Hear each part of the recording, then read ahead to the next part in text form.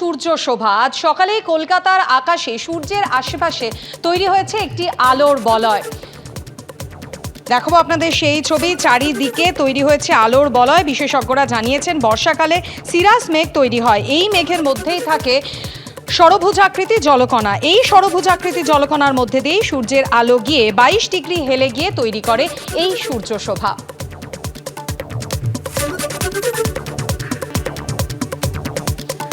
আজ সকালে কলকাতার আকাশে সূর্যের চারিদিকে তৈরি হয়েছে আলোর বলয়, যাকে বলে সূর্য শোভা।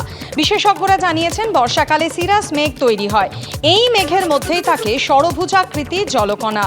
এই ষড়ভুজাকৃতি জলকণার মধ্যে দিয়ে সূর্যের আলো গিয়ে 22 ডিগ্রি হেলে গিয়েই তৈরি করে এই সূর্য শোভা।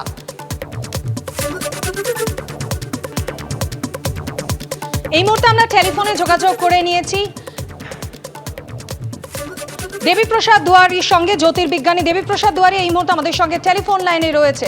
দেবীপ্রসাদ বাবু, এই যে সূর্য শোভা, যা আজ সকালে কলকাতার আকাশ থেকে দেখা যাচ্ছে সূর্যের চারিদিকে একটা আলোর বলয়, কিভাবে তৈরি হয়, কেন তৈরি হয়, একটু যদি বুঝিয়ে বলেন আমাদের।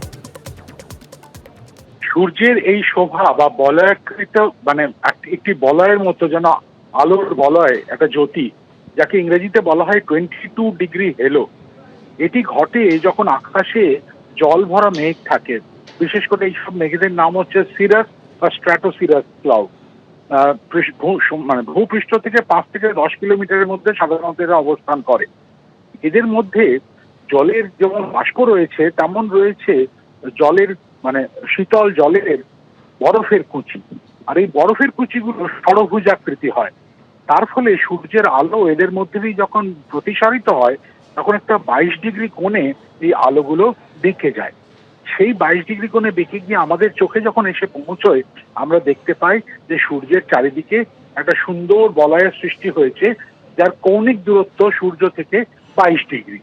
এটি শুধু সূর্য নয়, চাঁদের ক্ষেত্রে আমরা দেখি, বাংলায় অনেকে আমরা বাচ্চাদেরকে বলি যে চাঁদের সভা বসেছে, সেখানেও কিন্তু এই 22 ডিগ্রি হয়। পৃথিবীর অনেক জায়গা থেকে এই জিনিসটি দেখা যায়।